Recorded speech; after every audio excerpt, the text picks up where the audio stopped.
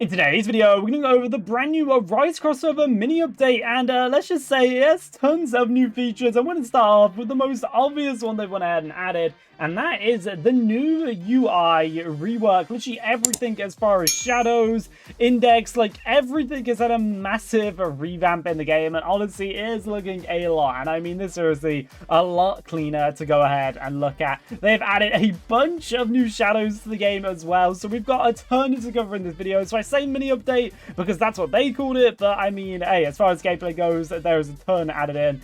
There's also a bunch of quality life updates in this as well, so this is just overall a really good update. So we're going to start off with going over, like I said, the new UI. They've literally changed everything. So recently you may notice they changed the mount icon. Yeah, now they've just went ahead and changed everything. This is obviously just like, I don't know, a test update, and it's looking so much cleaner. I feel like I maybe even be wrong on this. The graphics of some things look a little bit better. It honestly, just the actual UI for the game looks a lot nicer to look at. And now we're going to go over the next thing they added in this update, and that is the auto upgrader. So if we make our way over to the, the enchants area, it's called enchants. We want to click on the upgrader. We know this thing called auto upgrade. So now if I pick a weapon, and it has to be a weapon, of course, you have multiple of this to work, it will now automatically, I'm pretty sure, select, and if I've done this right, it should automatically select. This is not done perfectly right. Did I do this wrong? Okay, let's try that. And then if I do it again, does it work? Okay, wait, this may be testing it too much here. We get a mess. And okay, wait, I was being very dumb. So if I go ahead and do this upgrade normally once and then click upgrade, it upgrades all of the weapons at that rank, and it will exclude whatever you've got equipped, and anything with enchants on, you're not going to end up losing anything there. I was confused for a second, but I just had to actually read it. Anyway, now let's go on to the next part of this update. And if we go and make our way over to the index, they have actually went ahead and done something massive, and this is showing us the amount of damage an ultimate attack does. So let's get something like a Zyro. Let's make it a G rank, a max level 1, of course, you know, can't be going too shabby on that. And now it'll actually show us how much damage the ult attack does. So basically, before we had no clue how much it did, we knew it did damage, and you'd always see a damage spike up whenever it happened. Honestly, I didn't realize it was this big of like a jump of damage, but there it is. So now you got the normal damage they'll normally do, and then every couple of attacks, you usually see it's like a bar above the head. They'll go ahead and do an ult attack, which is really cool to see there. So this just means that you're basically meant to see things a lot better. You see your stats like a lot easier. And also, this kind of brings us on to the new thing they've went ahead and added in. As you see, there is not one, but there is actually 4 empty slots here, and these are all new shadows that have been added into the game. So technically all of these are obtainable, but I'm also going to tell you they're not all obtainable. I think currently only 1 of these and maybe 2 of these for people in the top bracket of the game are obtainable. So basically what these are the new shadows that can be found in the Inferno Castle. They will appear every 25 floors, and there'll be a different one for each one. Of course, you do have to manage to arise it to actually get it, but either way, this is a really cool thing to see. So the first one, I think, is one of the demons that's found in there. I have no clue the next 2 are going to be. I'm assuming this is going to be the big Demon King at the end, as most likely will be. And they've also changed rarities around. So instead of legendary, instead of epic, they've actually budged up the Monarch and the new probably floor 100 boss there as well. And so now it's called mythical. So Monarch is actually a mythical unit now. It has also had a crazy damage buff. So I quickly throw it onto, not G rank there, I think. Actually, let's put G rank to show you guys how crazy the jump is. So a G rank Monarch now does this as far as damage goes. But when Monarch really excels, you can actually get an M rank, and I should say an M rank Monarch. Yeah, if you're looking at it right, it's kind of crazy. Now, this is technically also influenced by a few other things, but actually the ult damage is crazy to look at.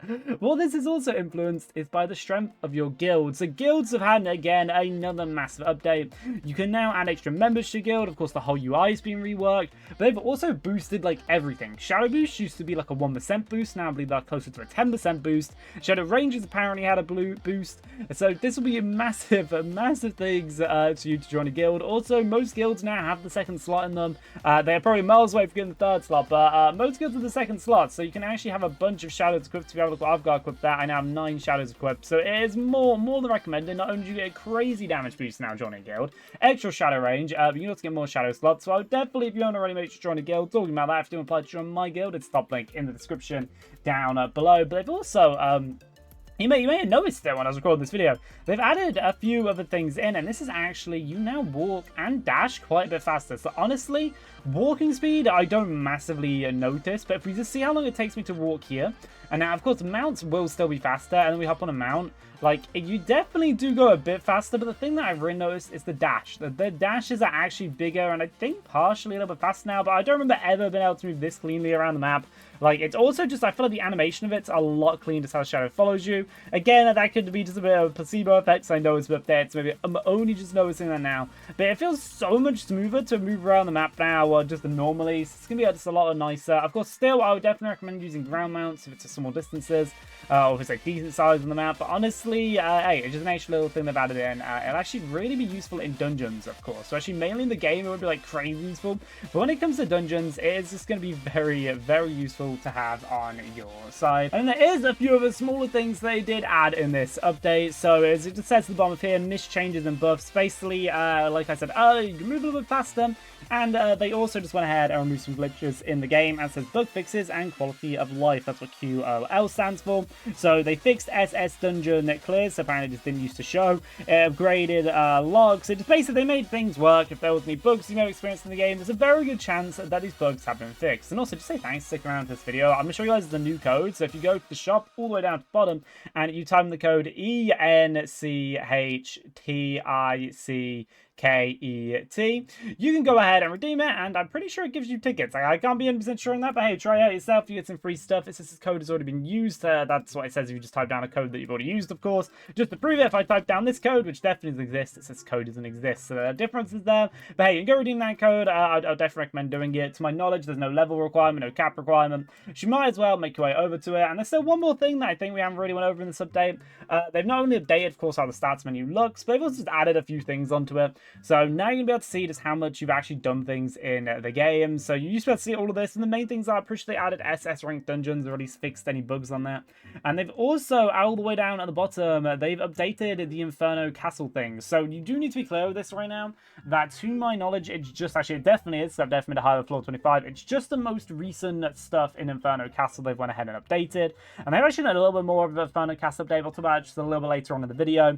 But basically, as of now, if you play the Inferno Castle, it'll tell you what the max will be reached, and it also tell you how many times you cleared it, which at the moment, it's not at all possible to clear the Inferno Castle. I made that clear to you guys, but one day it will be, so I suppose that's what that's useful for there. Hey, it's a nice little extra thing in, and that's also them saying, oh, we're going to get a lot stronger in the future, so definitely stick around for that. They've also kind of changed how Inferno Castle works. Now, every 25 floors, like I mentioned previously, there's a boss that spawns, but you also get this thing called a checkpoint. And what the checkpoint means is basically if you do the Inferno Castle again, you will instantly respawn at that floor, so you won't have to worry about it. For example, if you had 25 as your checkpoint, you won't have to worry about climbing up all the way from the bottom again, spending about 15 minutes just going through the really basic release floors. Probably doesn't take 15 minutes, or 5-10 minutes, you save that time, and yeah, you'll just be able to spawn back there. And then it's the exact same for when you do other floors, so you can just jump straight to that floor. So if you manage to get to floor 50, which I don't really think many people will be able to right now, I don't know if it is possible to get to floor 50, but it means now when you do floor 50, you'll just jump straight back to it, and you don't have to worry about wasting time making your way all the way back to floor 50. Anyway guys, so let's say a huge thank to all of you for watching today's video. If you did enjoy it, consider dropping a like and subscribing to the channel. Also check out my other videos on the channel. I have like so many Rise crossover videos, so I know you should probably check them out, because I probably have a tutorial for like nearly everything in the game. Anyways,